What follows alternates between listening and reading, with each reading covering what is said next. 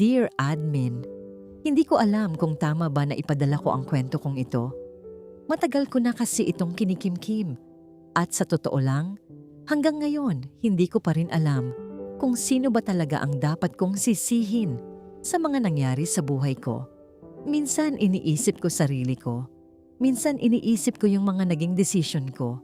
Pero habang tumatagal, mas naiisip ko na baka hindi lang naman ako ang nagkamali. Baka minsan, may mga taong pinipilit mong mahalin at pagsilbihan habang buhay, pero sa huli, kapag ikaw naman ang nangailangan, saka kanila bibitawan. Admin, tawagin mo na lang akong May. Lumaki ako sa probinsya kasama ang nanay kong si Corazon. Bata pa lang ako. Wala na akong maalalang panahon na naging bata talaga ako. Habang yung mga kalaro ko naglalaro sa hapon, ako natutong maglaba, magluto, at magbantay ng bahay. Hindi naman kami sobrang hirap, pero hindi rin kami komportable. Yung tipong sapat lang ang pera para makakain, pero kulang para mangarap. Nung bata ako, akala ko normal lang na laging sinasabi ng magulang sa anak yung salitang, mag-aral ka para makaahon tayo. Akala ko normal lang na kada may bibilin ako, sasabihan akong wag muna kasi marami pang bayarin. Akala ko normal lang na marinig araw-araw na balang araw ako ang aasenso sa amin. Habang lumalaki ako, napansin kong parang iba. Hindi ako pwedeng humingi ng gamit. Hindi ako pwedeng magkamali. Hindi ako pwedeng mapagod. Kapag mababa grade ko, galit si nanay. Kapag may gustong lakad mga kaklase ko at hindi ako sumama, sasabihin ni nanay mabuti yan para di ka gumastos. Pero kapag may pera ako galing allowance o racket, mabilis niyang malalaman at hihingi siya para pambayad daw ng ganito, pambayad daw ng ganyan. Hindi ako galit noon. Ang nasa isip ko lang, nanay ko naman yun. Nakapagtapos ako kahit papaano. Hindi man college degree na gusto ko, pero nakapag-aral ako ng sapat para makapagtrabaho. Ang una kong trabaho maliit lang ang sweldo. Nagtiis ako. Sabi ko, magsisimula muna ako dito. Pero admin, kahit anong gawin ko, parang kulang lagi. Nung unang sweldo ko, binigay ko halos lahat kay nanay. Tuwang-tuwa siya. Ang sabi pa niya, anak buti na lang nandyan ka. Akala ko proud siya sa akin. Hanggang naging buwan, naging taon. Napansin kong kada sasahod ako, wala na natitira sa akin. Kapag bumibili ako ng sarili kong sapatos, sasabihin ni nanay sayang pera. Kapag may gusto akong kainin sa labas, sasabihin niya mag-ipon ka na lang. Kapag may naiipon ako, may emergency. Minsan tinanong ko siya, Nay, kailan kaya tayo makakaipon? Ang sagot niya sa akin, anak kapag may mas malaking sweldo ka. Doon nagsimula yung salitang abroad. Nung una ayoko, natatakot ako. Wala akong kakilala, hindi ako marunong ng ibang language, pero araw-araw naririnig ko kay nanay. Yung anak ni ganito nasa abroad na. Yung kapitbahay natin, nakapagpatayo na ng bahay. Yung pinsan mo, nakabili na ng motor. Hanggang sa isang araw sinabi niya sa akin, anak, kung gusto mong magbago buhay natin, mag-abroad ka. Hindi ko alam kung pangarap ko ba talaga yon o naging pangarap ko dahil paulit-ulit kong narinig. Nag-apply ako. Ang daming requirements, medical, seminar, placement, utang. Yung maliit naming ipon na wala agad. Nangutang pa si nanay sa kamag-anak namin para lang makaalis ako. Habang papalapit ang alis ko, mas kinakabahan ako. Pero si nanay, mas excited. Pinaplano na niya agad ano bibilhin kapag nakapagpadala ako. Sabi niya, una raw bubong, sunod motor. Pagkatapos, maliit na tindahan. Habang pinapakinggan ko siya, mas lalo kong kinumbinsi sarili ko na tama itong ginagawa ko. Araw ng alis ko admin, dun lang ako umiyak. Habang nasa terminal ako, hawak ni nanay yung kamay ko. Tapos sabi niya, anak, tiisin mo lang ha. Para sa atin naman yan. Para sa atin. Yan ang baon kong salita. Pagdating ko sa Middle East, Doon ko na-realize na iba pala kapag ikaw na yung OFW. Mainit, tahimik, iba ang amoy, iba ang oras, iba ang pagkain. At higit sa lahat, wala kang kakilala. Napunta ako sa isang pamilya na maayos naman, pero malaking adjustment. Gigising ako ng sobrang aga. Linis, laba, plancha, alaga ng bata, linis ulit. Sa unang linggo pa lang, gusto ko nang umuwi. Pero iniisip ko utang, iniisip ko si nanay. Iniisip ko yung bahay na pinapangarap namin. Kaya tiniis ko. Lumipas ang unang buwan. Dumating ang unang sweldo. Excited akong makita. Pakiramdam ko noon, may bunga na lahat ng pagod ko. Tinawagan ko agad si nanay. Nay, padadala ko na. Masaya siya. Sobrang saya. Paulit-ulit siyang nagpapasalamat. Habang kausap ko siya, pakiramdam ko worth it lahat. Pagkababa ko ng tawag, nagtabi ako ng maliit na halaga para sa sarili ko. Bibili sana ako ng tsinelas at kaunting skincare. Pero maya-maya, tumawag ulit si nanay. Anak, kulang pala. Pwede bang dagdagan mo? Hindi ako nagtanong. Pinadala ko. At hindi ko pa alam noon na yun na pala ang simula ng mga tao na halos wala nang matira sa akin. At hindi ko rin alam na sa bansang yon, makikilala ko ang isang tao na babaguhin ang buong buhay ko. Ang pangalan niya, Omar. Lumipas ang mga unang buwan ko sa Middle East na parang paulit-ulit lang ang bawat araw. Gigising ng maaga, maglilinis ng bahay, maglalaba, mag-aalaga ng mga bata, tapos matutulog ng pagod para kinabukasan ganun ulit. Sa umpisa iniisip ko, normal lang siguro yung homesick at pagod. Dahil bago pa ako. Pero habang tumatagal, may napansin ako. Hindi pala trabaho ang pinakamahirap sa pagiging OFW. Ang pinakamahirap pala yung pakiramdam na unti-unti kang nawawala habang sinusubukan mong buuin yung buhay ng ibang tao. Kada sweldo ko admin, halos wala nang natitira sa akin. Padala sa Pilipinas, bayad utang, pambili ng kailangan sa bahay. Minsan iniisip ko kung may karapatan pa ba akong bumili ng kahit maliit na bagay para sa sarili ko. Noong una masaya pa ako kasi pakiramdam ko may direksyon lahat ng sakripisyo ko. Tuwing tumatawag si nanay, lagi niyang sinasabi na malaki na raw na itulong ko. May mga pagkakataon pa na sinasabihan niya akong malapit na raw naming mapaayos ang bubong, makabili ng motor, at makapag-ipon para sa maliit na negosyo. Kaya kahit minsan gusto kong magtabi ng pera para sa sarili ko, pinipigilan ko.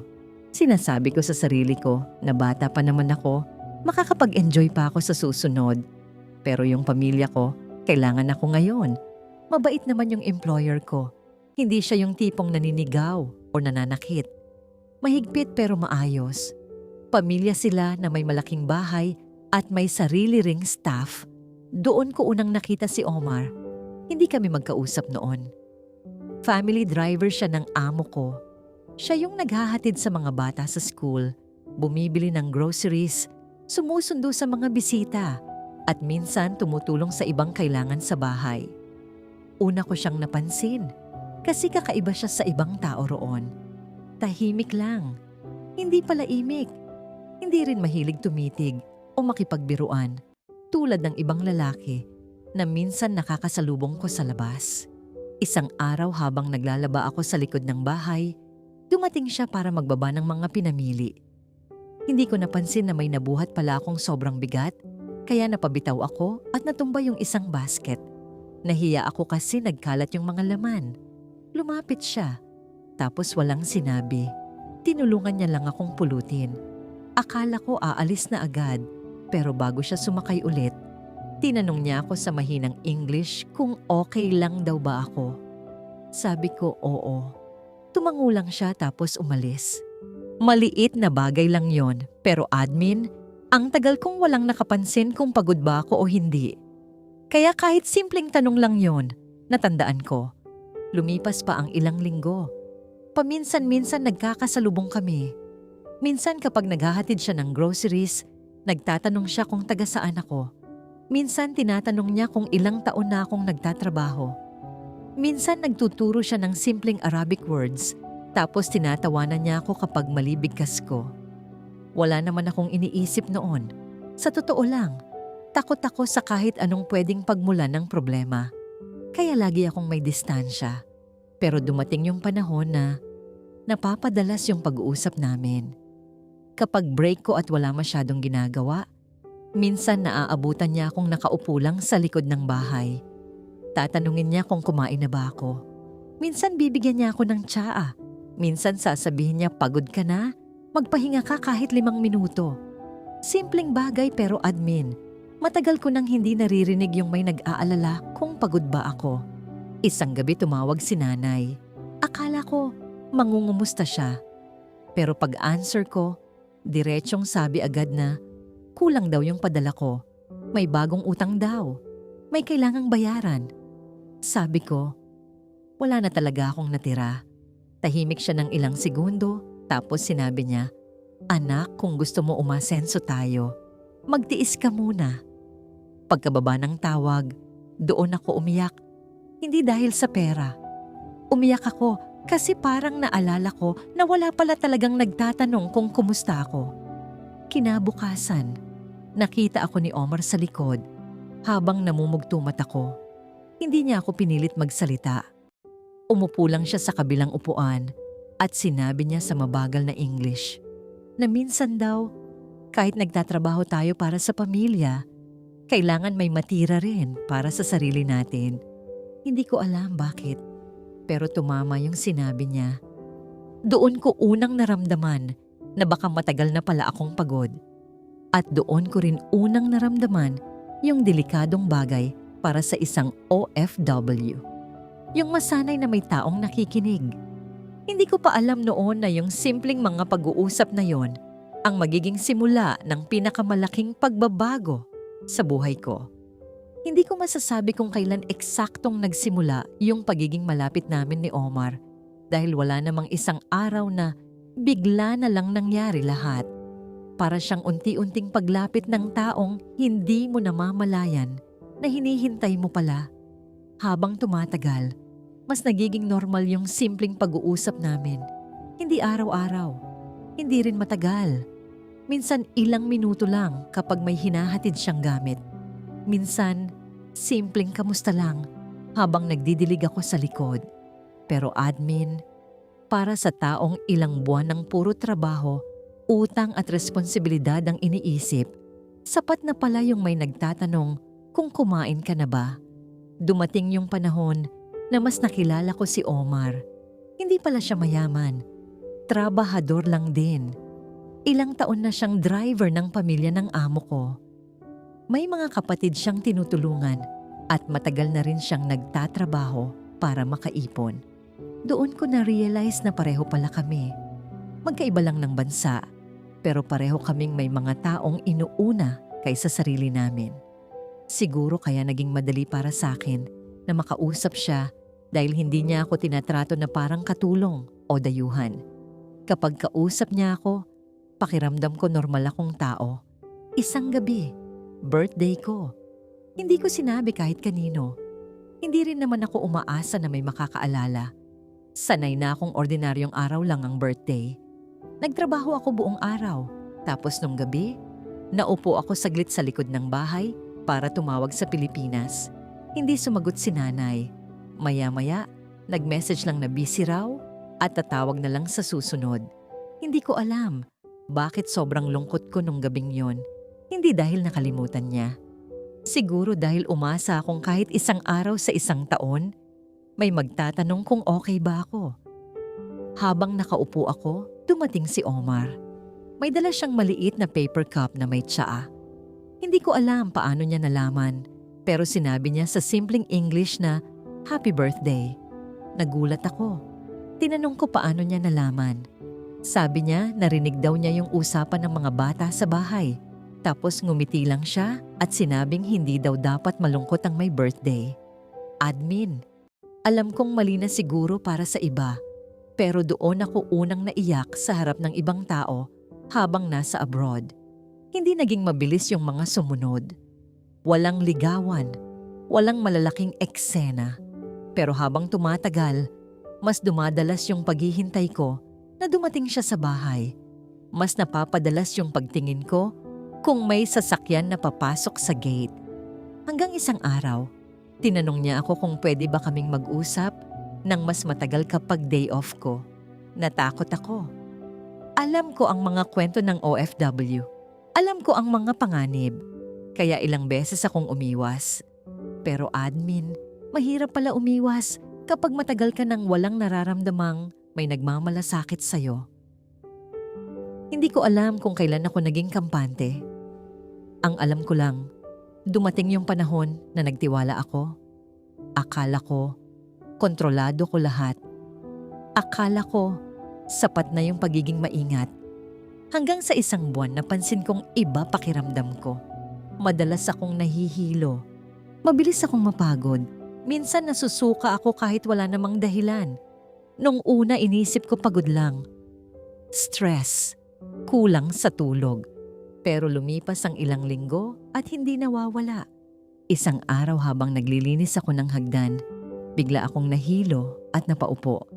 Nakita ako ng isa sa mga kasama sa bahay at pinainom ng tubig. Kinabahan ako pero hindi ko pa rin pinansin. Hanggang dumating yung araw na bumili ako ng pregnancy test. Admin, hindi ko alam paano ko ikukwento yung pakiramdam na hawak ko, yung maliit na bagay na yon habang nanginginig. Paulit-ulit kong tinitingnan. Paulit-ulit kong sinasabing mali lang siguro. Hanggang sa lumabas yung resulta. Positibo.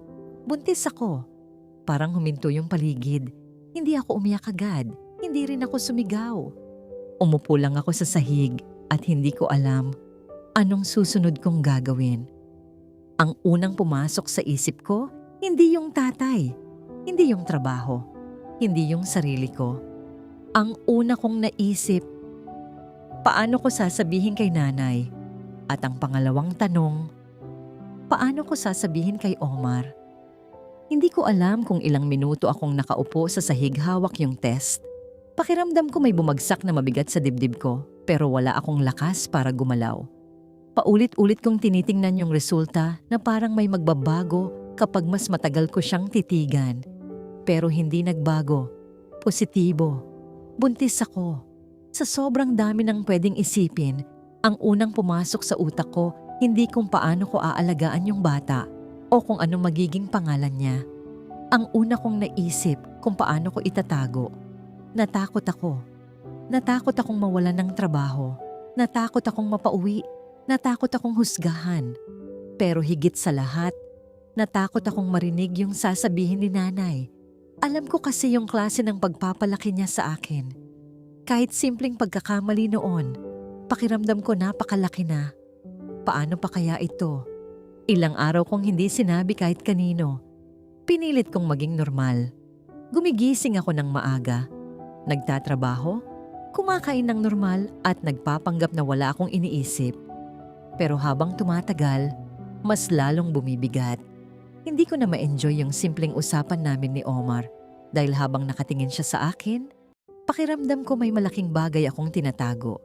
Napansin niyang tahimik ako pero lagi kong sinasabing pagod lang ako. Ilang beses niya akong tinanong kung may problema, pero umiiwas ako. Hindi dahil ayaw ko siyang kausapin. Natatakot lang ako sa sagot na baka marinig ko. Hanggang isang araw hindi ko na kinaya. Nasa likod ako ng bahay at nagpapanggap na nagliligpit habang nanginginig. Dumating si Omar para magbaba ng ilang pinamili. Tiningnan niya lang ako. Tapos sinabi niyang, sigurado raw ba akong okay lang ako? Hindi ko alam bakit. Pero doon ako tuluyang bumigay. Hindi ako umiyak ng malakas. Bigla na lang tumulo. Nagulat pa siya. Tinanong niya kung may nangyari ba sa pamilya ko sa Pilipinas. Umiling ako. Hindi ako makatingin sa kanya. Hanggang sa sinabi ko na kailangan ko siyang makausap. Hindi ko makakalimutan yung mukha niya nung sinabi ko. Tahimik lang siya. Hindi siya nagsalita agad. Hindi rin siya umatras. Nakatingin lang siya sa akin habang ako halos hindi makahinga. Pagkatapos ng ilang segundo, ang unang sinabi niya sa akin ay, sigurado ba raw ako? Tumango ako. Akala ko magagalit siya. Akala ko iiwan niya ako. Akala ko sasabihin niyang hindi niya problema yon. Pero ang unang ginawa niya ay umupo sa tabi ko at sinabi niyang hindi ko dapat harapin mag-isa. Admin, doon ako mas natakot kasi mas madaling tanggapin kapag iniwan ka kaysa kapag may taong gustong tumulong pero hindi mo alam kung hanggang kailan. Sinabi ni Omar na mag-isip muna kami at huwag magpadalos-dalos. Tinanong niya kung alam na ba ng employer ko. Umiling ako. Tinanong niya kung alam ng pamilya ko. Umiling ulit ako. Sabi niya hindi pwedeng habang buhay itago. Pero para sa akin parang yun lang ang paraan para hindi masira lahat. Ayoko mawalan ng trabaho. Ayoko umuwi ng walang pera. Ayoko marinig kay nanay na sinayang ko lahat.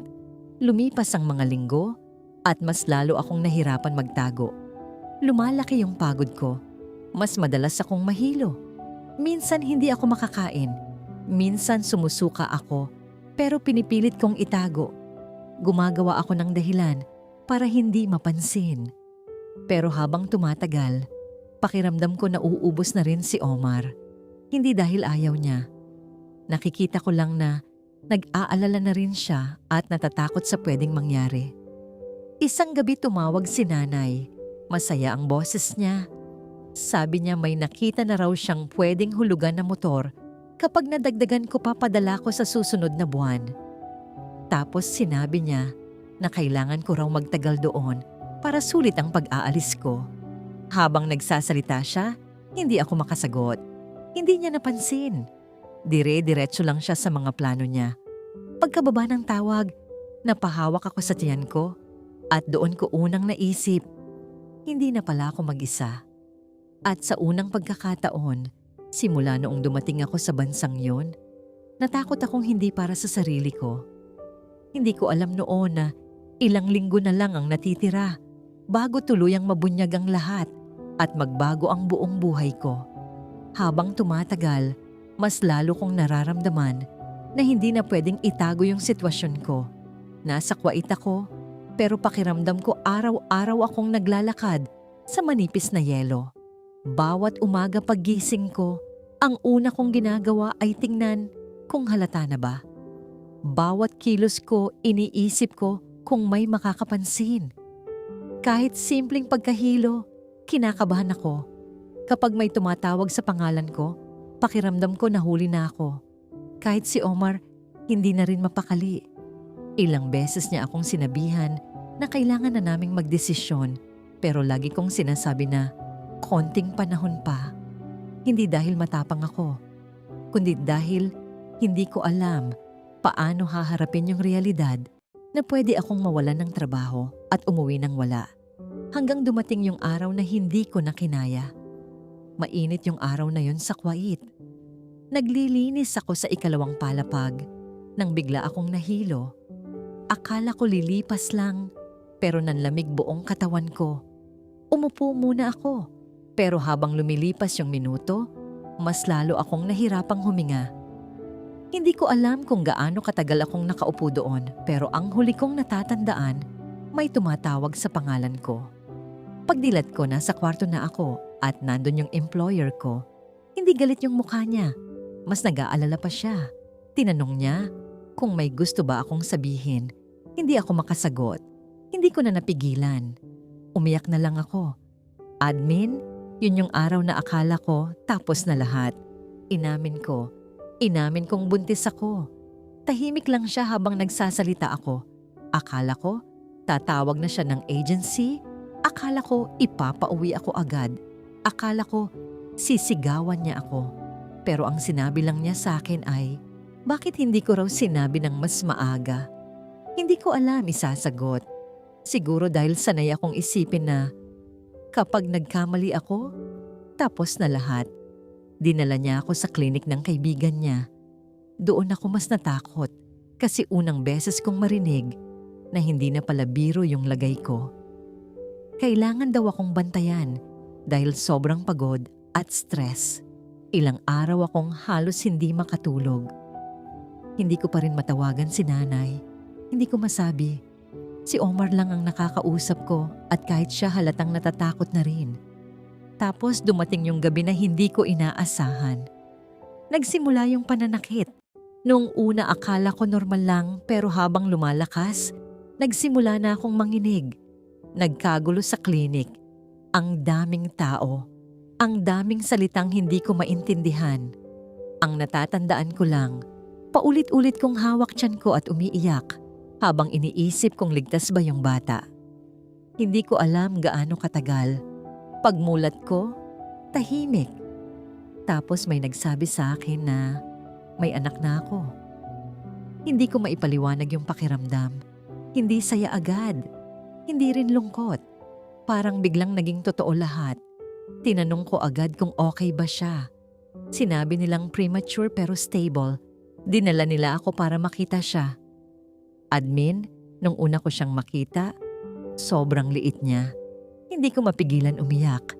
Hindi ko alam paano ako magiging nanay. Hindi ko alam saan kami pupunta. Pero alam kong simula nung araw na yon, hindi na ako pwedeng sumuko. Tinawag ko siyang Sofia. At hindi ko pa alam noon na mas mabigat pa pala ang naghihintay sa amin pag-uwi sa Pilipinas. Hindi ko alam bakit habang nasa eroplano pa uwi ng Pilipinas, hindi ako masyadong umiiyak. Siguro dahil ubos na ako. O baka dahil sa dami ng nangyari. Wala na akong lakas para matakot. Katabi ko si Sofia buong biyahe. Paminsan-minsan tinitingnan ko siya para siguraduhin na totoo siya. Na hindi pa naginip yung mga nangyari sa quiet. Habang hawak ko siya, paulit-ulit kong iniisip yung sasabihin ko pag-uwi. Iniisip ko, paano ko ipapaliwanag kay nanay? Iniisip ko, kung magagalit ba siya o yayakapin niya ako. Kahit papaano, umaasa pa rin ako. Kasi kahit anong mangyari, nanay ko pa rin yun. Bago ako umalis ng Kuwait, kinausap ako ng employer ko. Ibinalik niya passport ko, binigay ang huli kong sweldo at dinagdagan pa niya para may magamit ako pag-uwi. Sabi niya, huwag akong matakot magsimula ulit. Kapag naayos ko raw ang buhay ko at gusto kong bumalik, bukas daw ang trabaho para sa akin. Nagpasalamat ako ng paulit-ulit pero habang papalayo ako, mas lumalaki yung guilt ko. Hindi ko akalain na sa ibang tao pa manggagaling yung pag-intindi na hindi ko pa nararamdaman sa sarili kong pamilya. Pagdating ko sa Pilipinas, hindi ko muna sinabi kay nanay na pauwi na ako. Gusto ko sana siyang sorpresahin. Habang nasa biyahe pauwi sa probinsya, iniisip ko pa na baka pag nakita niya si Sofia, matunaw yung galit niya. Baka sabihin niya na ano man ang nangyari, anak pa rin niya ako. Yun yung pinanghawakan ko buong biyahe. Pagdating ko sa bahay, lumabas si nanay. Nung una hindi siya agad nagsalita. Nakatingin lang siya sa akin, tapos bumaba yung tingin niya kay Sofia. Ilang segundo siyang tahimik. Akala ko iiyak siya. Akala ko yayakapin niya ako. Pero ang unang tanong niya, "Sino yan?" Sinabi kong anak ko. Parang may nagbago agad sa mukha niya. Sunod niyang tanong, "Nasaan ang tatay?" Sabi ko wala dito. Tapos parang doon nagsimula lahat. Hindi na niya tinanong kung okay ba ako. Hindi niya tinanong kung nahirapan ba ako. Hindi niya tinanong kung ligtas ba kami. Ang paulit-ulit niyang tanong bakit nangyari yon at paano ako nakapag-uwi ng bata. Sinabi ko na lang na mahaba yung kwento at gusto ko munang makapagpahinga. Pero hindi natapos. Habang nasa loob kami, nagsimula na siyang magsalita. Sabi niya, kaya ba ako pinadala sa Kuwait para mag-uwi ng anak? Sabi niya, pinahiya ko raw siya. Sabi niya, sinayang ko raw lahat ng pinaghirapan namin. Nakikinig lang ako. Hanggang sa hindi ko napigilang tanungin, Nay, nasaan po yung mga naipon natin? Tumahimik siya. Sinabi ko yung mga padala ko, yung bubong, yung motor, yung negosyo. Sabi ko, kahit papaano may naitabi naman siguro tayo. Admin, hindi ko makakalimutan yung tingin niya sa akin. Parang ako pa yung walang karapatan magtanong. Sinabi niyang mahal na raw bilihin. Maraming nagastos, maraming bayarin, maraming nangyari. Pero habang nagsasalita siya, unti-unti kong na-realize, wala. Wala kaming naipon. Wala akong babalikan. Yung ilang taon kong pagod sa Kuwait, wala. Hindi ko alam bakit pero hindi ako nagalit agad. Parang namanhid lang ako. Tapos tinanong ko kung pwede ba muna kaming tumuloy habang iniisip ko gagawin ko. Doon niya sinabi yung hindi ko inaasahan. Sabi niya hindi niya kayang tumira kasama ang isang kahihiyan. Sabi niya, kung kaya kong gumawa ng bata, kaya ko rin daw buhayin. Admin, ilang beses ko siyang pinakiusapan. Sinabi kong wala kaming mapupuntahan. May sanggol akong kasama. Pero parang wala na siyang naririnig. Binuksan niya yung pinto at sinabing umalis na kami. Lumabas ako dala si Sofia. Wala akong bag. Wala akong plano. Wala akong bahay. Habang naglalakad ako sa kalsada, doon lang ako tuluyang umiyak. Hindi para sa sarili ko, kundi para kay Sofia. Kasi na-realize ko, hindi ko pala siya naiuwi sa pamilya. Naiuwi ko lang siya sa lugar na pareho kaming walang tahanan. Naglakad lang ako ng naglakad hanggang may narinig akong tumawag sa pangalan ko. Paglingon ko, nakita ko si Liza, dating kasama ko sa Kuwait. Nagulat siya sa itsura ko. Tinanong niya bakit may bata ako at bakit nasa labas ako. Hindi ko napigilan. Umiyak ako sa harap niya. Hindi ko alam paano ko ikukwento pero sinabi ko lahat. Tahimik lang siya hanggang matapos ako. Pagkatapos niya akong tingnan, sinabi niya lang, "Sumama ka muna sa amin." At dun ko unang naramdaman na baka hindi pa pala tapos ang kwento namin ni Sofia. Sumama ako kay Liza, hindi dahil may choice ako, kundi dahil wala na talaga. Habang naglalakad kami papunta sa bahay nila, hindi ko alam kung nahihiya ba ako o pagod lang talaga ako para makaramdam pa ng hiya. Buong daan iniisip ko kung paano nangyari na ilang taon akong nagtrabaho sa Kuwait pero pag uwi ko wala akong pera, wala akong bahay at wala akong matakbuhan. Si Sofia tahimik lang sa mga bisig ko. Paminsan-minsan gumagalaw siya at doon ko naaalala na hindi na pwede yung dati kong paraan ng pag-iisip. Hindi na pwede yung bahala na. Hindi na pwede yung iiyak tapos aantayin na may sasalo. May anak na ako. Pagdating namin sa bahay nila Liza, maliit lang pero maayos. Hindi marangya, pero ramdam mong may nag-aalaga. May ilang alagang itik sa gilid at may maliit silang pinagkakakitaan. Habang papasok kami, sinalubong kami ng nanay niya. Ngumiti siya nung una pero napansin kong nagbago yung mukha niya nung nakita akong may dalang bata. Pinakilala ako ni Liza bilang dati niyang kasama sa Kuwait at sinabi niyang ilang araw lang muna kami. Tumango lang yung nanay niya pero hindi ko alam bakit parang may bigat yung tingin niya sa akin. Sa unang mga araw, sinubukan kong hindi maging pabigat. Naglilinis ako. Tumulong ako sa pag-aalaga ng mga itik. Nagluluto ako kapag may pagkakataon. Hindi ako sanay na nakikitira, lalo na pagkatapos kong mapalaya sa sarili kong bahay. Gusto kong maramdaman nila na hindi ako basta nakikikain lang. Si Liza mabait. Hindi siya nagtatanong ng sobra. Hindi niya pinaparamdam na may utang ako sa kanya. Pero yung nanay niya, ibang usapan. Nung una simpleng parinig lang. Mga tanong kung hanggang kailan ako mananatili. Mga tanong kung nasaan yung ama ng bata. Minsan habang kumakain sasabihin niya na mahirap na raw buhay ngayon at hindi biro magdagdag ng papakainin. Naiintindihan ko naman. Kaya mas lalo akong tumutulong. Pero habang tumatagal, mas lumalalim yung mga sinasabi niya. May isang beses habang nagliligpit ako, narinig kong sinabi niya kay Liza na sana raw hindi ako dumating para hindi raw kami dumagdag sa gastusin. Hindi ako sumagot. Sanay na ako. Pero isang gabi habang pinapatulog ko si Sofia, naisip ko bigla na parang buong buhay ko may pinapatunayan ako sa mga tao.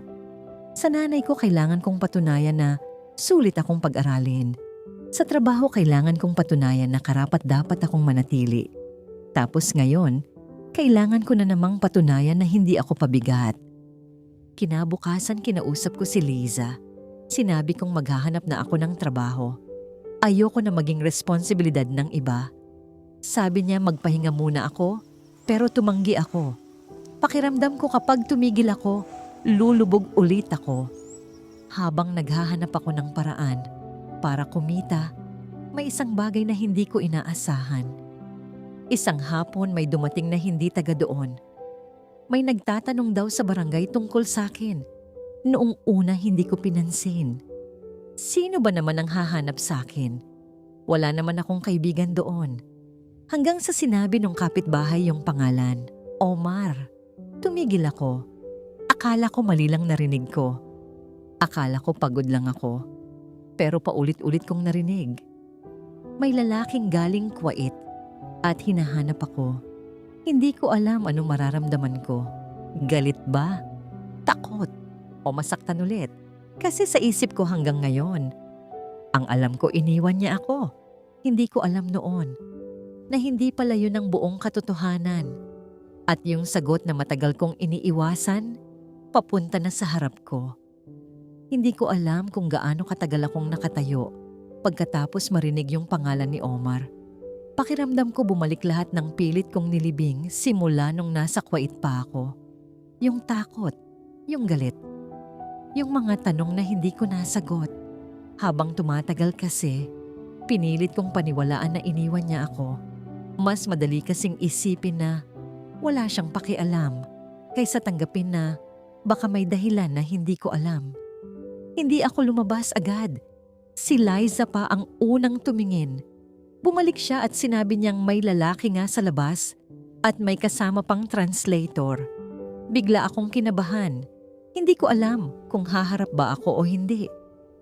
Pero naisip ko, ilang buwan na akong tumatakbo.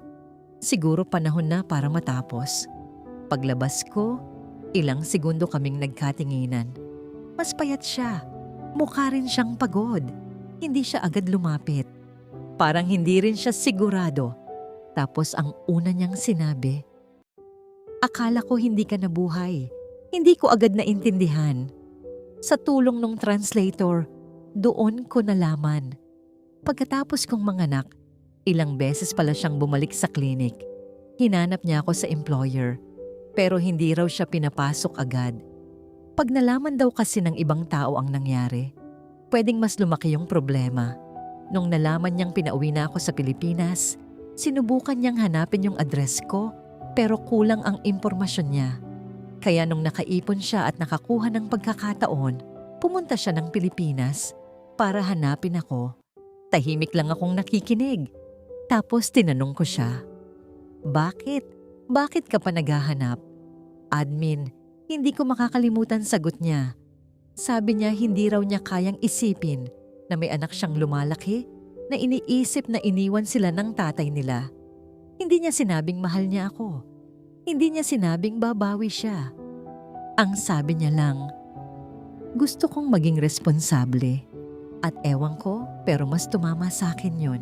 Hindi naging dramatic yung sumunod. Walang yakapan, walang iyakan. Pagod na kasi kaming dalawa. Pinakilala ko si Sofia. Tahimik siyang lumapit. Tapos nung hinawakan niya daliri ni Sofia at kumapit si Sofia, doon lang siya umiyak. Admin, unang beses kong nakita si Omar na umiyak. Nag-usap kami ng mahaba sa mga sumunod na araw.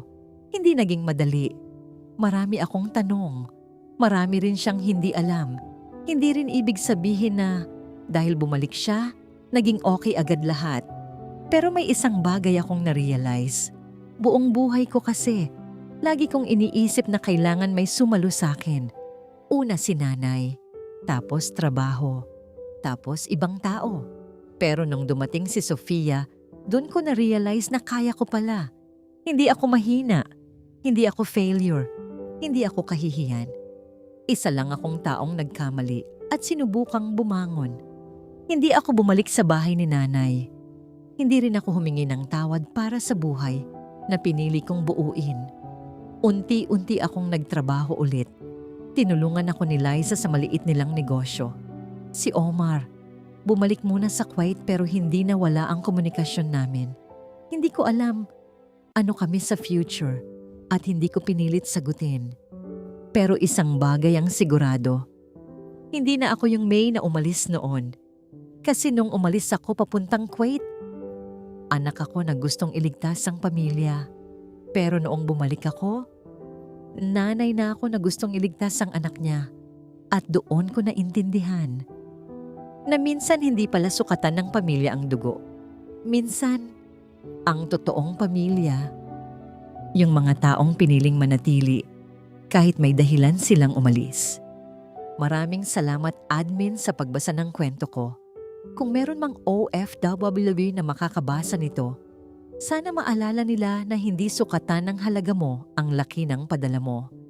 At hindi mo kailangang ubusin ang sarili mo para lang mahalin ka. Maraming salamat po. Mga kabayan, natapos natin ang kwento ni May.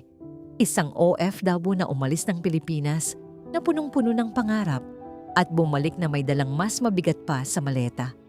Mga sugat na hindi nakikita ng mata, pero habang buhay niyang dadalhin. Marami sa atin ang umaalis hindi dahil gusto natin, kundi dahil may pamilyang umaasa, may responsibilidad na kailangang buhatin, at may pangarap na gustong abutin. Pero minsan, sa sobrang pagnanais nating iligtas ang lahat, nakakalimutan nating iligtas ang sarili natin. Sa kwento ni May, hindi lang ito tungkol sa pag-ibig, pagiging ina, o pagiging OFW. Isa rin itong paalala na hindi sukatan ng halaga ng isang anak ang laki ng padala niya. At hindi rin sukatan ng pagiging mabuting magulang ang paghingi ng sakripisyo kung kapalit naman nito ang pagkapagod at pagkalugmok ng sariling anak. Pero sa kabila ng lahat, pinili ni May na bumangon. Hindi para patunayan ang sarili niya sa iba, kundi para sa anak niyang si Sofia. Ngayon mga kabayan, gusto naming marinig ang opinyon ninyo. Kung kayo ang nasa sitwasyon ni May, mapapatawad niyo pa ba ang isang magulang na tumalikod sa inyo sa oras na pinakakailangan ninyo ng pamilya? At kung kayo naman si May, tatanggapin niyo pa ba si Omar matapos ang lahat ng nangyari? At gusto rin naming malaman, saan niyo pinapanood ang video na ito? Nasa Saudi ba kayo? UAE, Kuwait, Qatar, Hong Kong, Singapore, Europe, barko o dito sa Pilipinas? I-comment nyo ang bansa at lugar ninyo. Gusto naming mabasa at makilala ang mga kabayan nating patuloy na lumalaban saan mang panig ng mundo. At kung gusto ninyo ng isa pang kwentong puno ng emosyon, pagsisisi at mga salitang hindi na nasabi sa tamang panahon, panoorin ninyo ang susunod nating kwento na pinamagatang Huli na ang lahat para kay nanay. Maraming salamat sa pakikinig hanggang sa dulo ng kwentong ito. Sa buhay ng isang OFW, hindi lang trabaho at pagod ang kalaban, kundi pati lungkot, pangungulila, at mga panahong hindi na natin maibabalik pa. Kung meron din kayong kwento bilang OFW, tungkol sa sakripisyo, pamilya, pag-ibig, tagumpay, o pagkawala, pwede ninyo itong ipadala dito sa aming channel.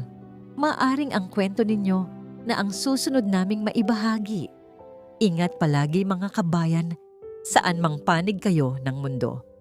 Thanks for watching and we'll see you in the next video.